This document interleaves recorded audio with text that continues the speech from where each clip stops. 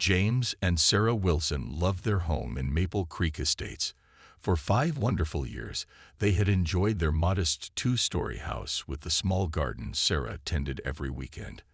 Their neighbors were friendly, children played in the streets until sunset, and community gatherings always felt warm and welcoming. Life was peaceful until everything changed last spring. The neighborhood's homeowners association needed a new president after the previous one.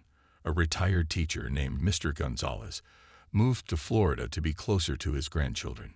Nobody expected Miranda Shelton to win the election, but she had campaigned aggressively, promising to restore property values and enforce standards. Most homeowners hadn't bothered to vote, thinking the position wasn't that important. They were wrong. Within her first week, Miranda began her reign by sending out a thick packet of updated rules. The formerly 5-page community guidelines had transformed into a 30-page document filled with restrictions. Grass could not exceed 2 inches. Holiday decorations could only be displayed 2 weeks before and 1 day after any holiday. No cars could be parked in driveways overnight. The list seemed endless. Sarah first encountered Miranda at the mailbox one Tuesday afternoon. "You must be Mrs. Wilson," Miranda said, not offering her hand. Her eyes moved slowly across the Wilson property, her clipboard ready. "I've noticed your trash bins were visible from the street last Thursday. That's a violation." "They were out for collection," Sarah explained politely. "The truck came late that day." "Rules are rules," Miranda replied with a thin smile. "Consider this your first warning." The warnings kept coming. 3 in a single month. One for James's basketball hoop that had been there since they moved in. Another for Sarah's bird feeder that Miranda claimed was an unsightly wildlife attractant. The latest was for their welcome mat, which Miranda said was non-compliant with approved designs. Other neighbors started sharing similar stories. The Paddles received a violation for their children's chalk drawings on their own driveway. The elderly Mr. Thompson was cited for his American flag being displayed outside of permitted holidays. The neighborhood's atmosphere changed. People stopped gathering outside to chat. Children played indoors more. The community spirit was dying under Miranda's watchful eye. James, normally easygoing and patient, found himself growing frustrated. He watched as Sarah's love for their home dimmed with each envelope bearing the HOA logo. "We can't let her bully everyone," he told Sarah one evening as they sat on their porch, careful to bring their chairs in before the 9 p.m. outdoor furniture curfew Miranda had established. "I know," Sarah sighed. "But what can we do?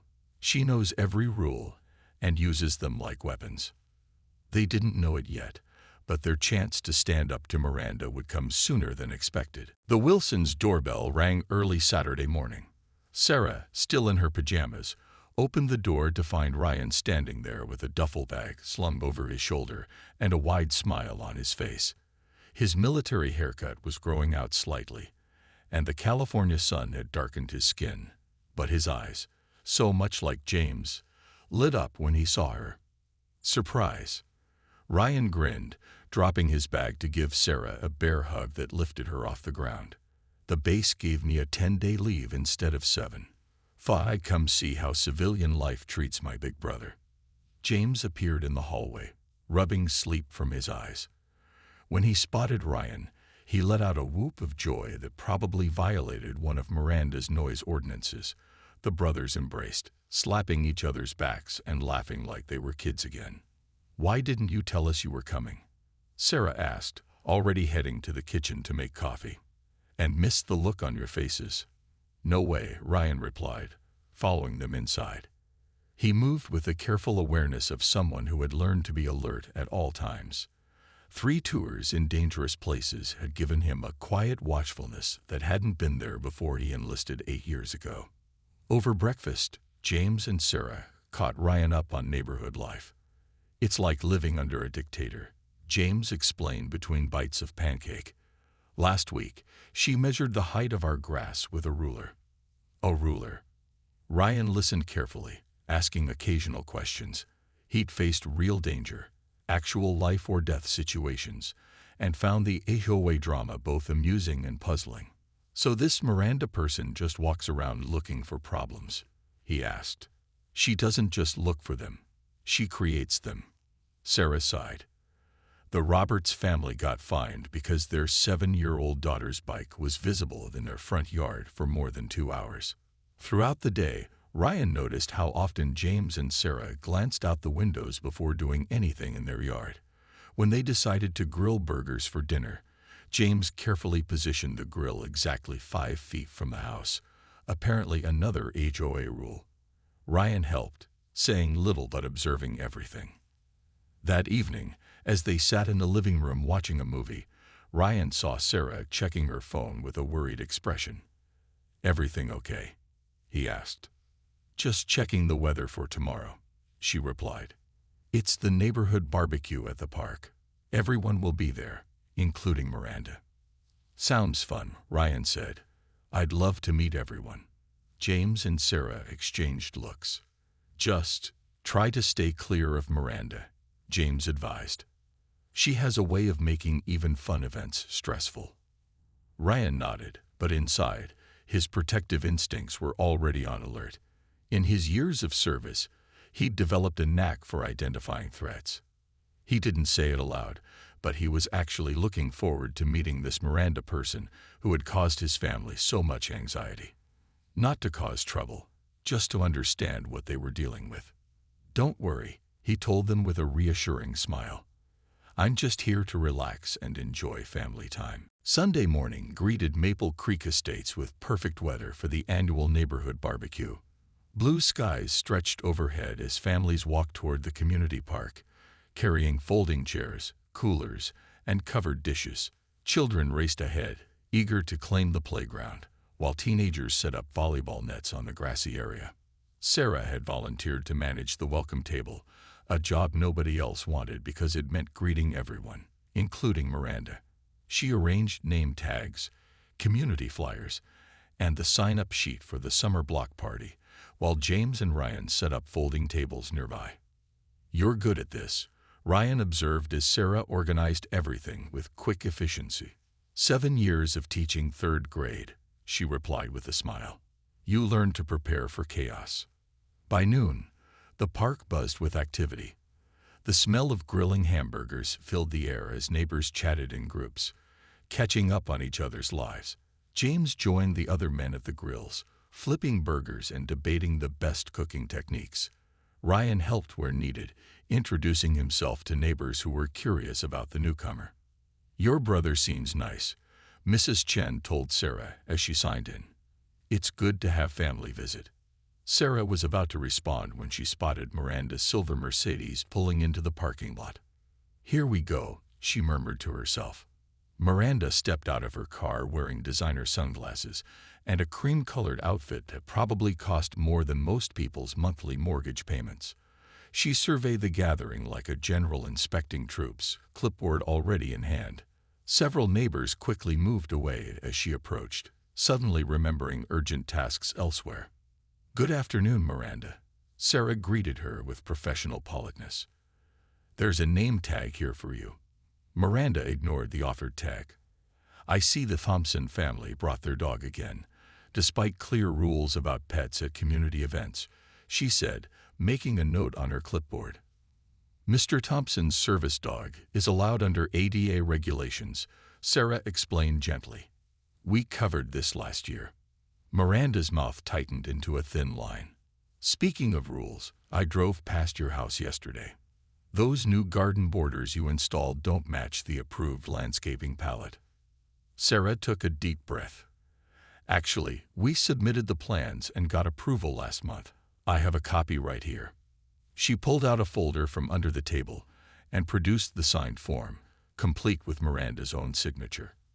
From the grill area, Ryan watched the interaction. He couldn't hear the words, but he recognized the body language. Miranda stood too close to Sarah, leaning forward aggressively. Sarah maintained her composure, but Ryan noticed how she gripped the edge of the table.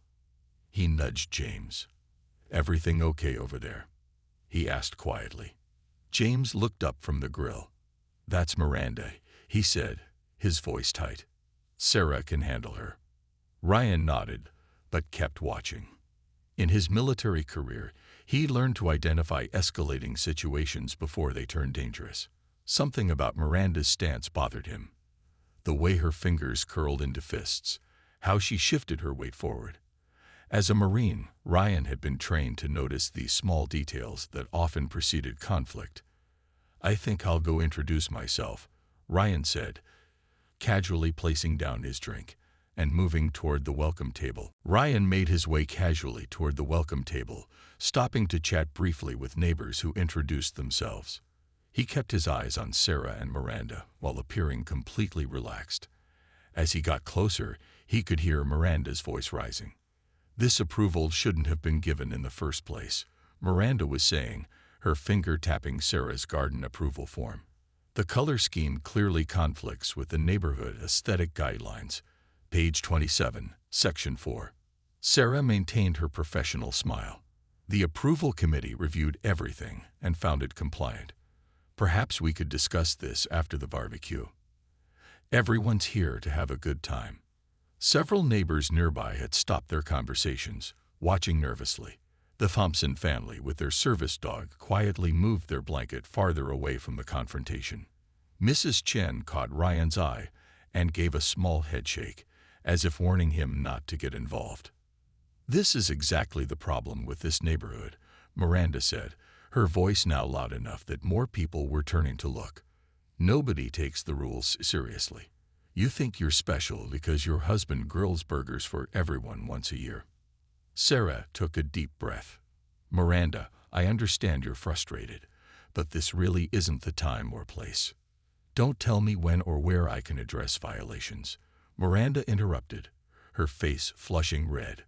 Her clipboard clattered to the ground as she stepped even closer to Sarah. At the grill station, James noticed the commotion and put down his spatula. He started moving toward them, concern etched on his face, but he was on the far side of the park, weaving through families seated on blankets, still too far away. "I've had enough of your attitude," Miranda continued, her voice shaking with anger. She jabbed her finger toward Sarah's face. "You and your husband think you run this neighborhood, but I'm the one in charge here." Sarah stepped back, bumping into the welcome table. "Please lower your voice. There are children." Something in Miranda snapped. Perhaps it was Sarah mentioning the children, implying Miranda was making a scene. Perhaps it was just the built-up frustration of someone used to getting her way. Whatever the reason, what happened next shocked everyone watching. Miranda lunged forward suddenly, her manicured hand shooting out and grabbing a fistful of Sarah's long brown hair.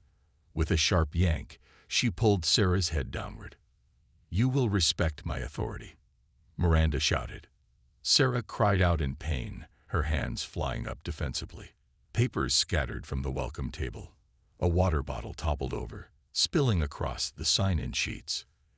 Everything seemed to happen in slow motion. Gasps erupted from the watching neighbors. A child started crying. Mrs. Chen covered her mouth in horror. Mr. Thompson stepped forward but hesitated, unsure what to do. James was still rushing across the park, shouting Sarah's name, but was blocked by tables and groups of frozen onlookers. No one had ever seen something like this at a community event. The peaceful Sunday afternoon had transformed into a scene of public assault, and for a moment, everyone seemed paralyzed by the unexpected violence. Everyone except Ryan, who was already moving with purpose. 3 minutes can feel like an eternity in a crisis. For Ryan Wilson, those 3 minutes unfolded with the clarity and precision that only comes from years of military training. The moment Miranda grabbed Sarah's hair, Ryan's mind shifted into a familiar state, calm, focused, and completely present. Time seemed to slow down as his training took over. He didn't run or panic. Instead, he moved with controlled purpose across the 20 yards, separating him from the welcome table. His eyes scanned everything. The positions of nearby children who might get hurt, the picnic tables that created obstacles, the shocked faces of neighbors frozen in disbelief. His brain processed it all instantly, plotting the safest course of action. James, left side. Ryan called out to his brother, who was still trying to push through the crowd. The brothers had played enough football as kids for James to understand immediately. Ryan would approach from the right, James from the left. Ryan crossed the distance in seconds, his movements smooth and deliberate. When he reached Miranda and Sarah, he didn't hesitate or second-guess himself. With precision that came from countless training drills, he positioned himself at the perfect angle. Using a technique taught to every Marine for safely subduing someone without causing injury, Ryan executed a controlled tackle. His strong arms wrapped around Miranda's midsection from behind, carefully avoiding her neck or head. In one fluid motion, he pulled her backward and away from Sarah, breaking her grip on Sarah's hair without yanking or causing more pain. As they fell, Ryan twisted his body to absorb the impact, making sure Miranda landed on him rather than the hard ground. The maneuver looked dramatic to onlookers, but Ryan knew exactly what he was doing, neutralizing the threat without causing harm. "Stay down and calm," Ryan said in the authoritative voice he'd used with his unit during tense situations. It wasn't angry or threatening, just impossibly firm, the kind of voice that made even the most defiant person think twice about disobeying. In seconds, he had gently but firmly secured Miranda's arms behind her back, using a restraint hold that looked far more comfortable than it actually was. Miranda struggled briefly, then went still when she realized she couldn't break free. "What just happened?" a child asked somewhere in the crowd, breaking the stunned silence. James reached Sarah, who was rubbing her scalp with tears in her eyes. "Are you okay?" he asked, his voice shaking with a mixture of concern and anger. "I'm fine," Sarah assured him, though her voice trembled. The entire park had gone completely silent except for Miranda's outraged protests, which seemed small and pathetic now that she was safely restrained. "Someone call the police," Ryan said calmly, maintaining his hold while keeping his voice level. "We need to report an assault." Mrs. Chen was already on her phone, describing the situation to emergency services. Mr. Thompson approached with a first aid kit for Sarah, his service dog remaining perfectly calm beside him. In just 3 minutes, the situation had gone from chaos to control, all because Ryan had been trained to handle far worse threats than an angry HOA president. The police arrived at Maple Creek's community park 12 minutes after Mrs. Chen's call. By then, Ryan had maintained his calm hold on Miranda, while several neighbors had gathered around Sarah, offering comfort and cold water bottles for her head. 2 officers approached the scene. Officer Rivera, a veteran with salt and pepper hair, and Officer Tanner, who appeared to be in her first year on the force. They took in the unusual sight: a restrained woman in expensive clothes, a shaken woman surrounded by supporters, and a calm man in a faded Marine t-shirt keeping everyone safe. "I'm Ryan Wilson, former Marine Corps, 3rd Battalion," Ryan explained professionally as the officers approached. "This woman assaulted my sister-in-law. I've restrained her using standard non-harmful techniques. I can release her to you whenever you're ready." Officer Rivera nodded, appreciating Ryan's clear communication. "We'll take it from here, sir."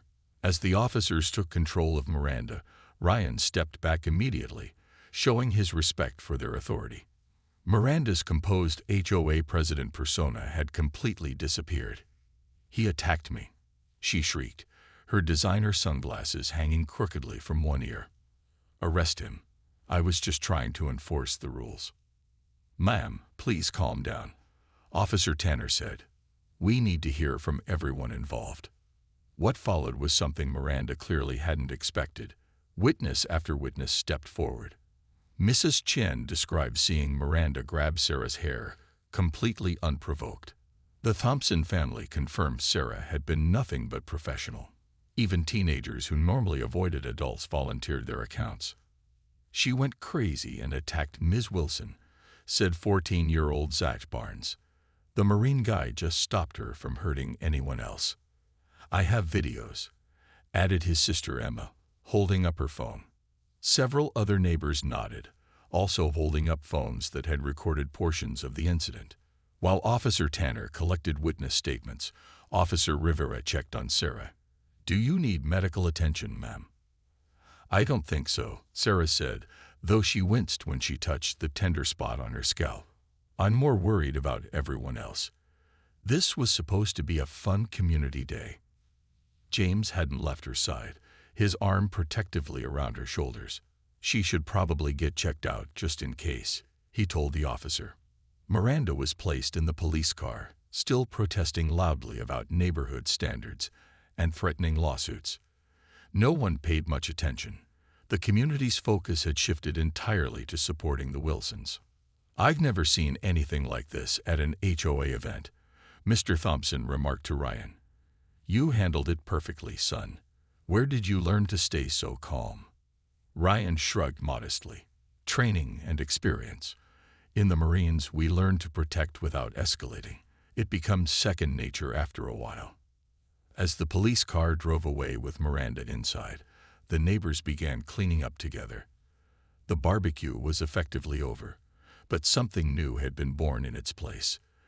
A genuine sense of community cooperation that hadn't existed under Miranda's reign of petty rules. 3 weeks after the barbecue incident, the Wilson home buzzed with activity. Neighbors streamed in and out carrying dishes and drinks for a special farewell dinner. Ryan's leave was ending, and the community wanted to thank him properly before he returned to his unit.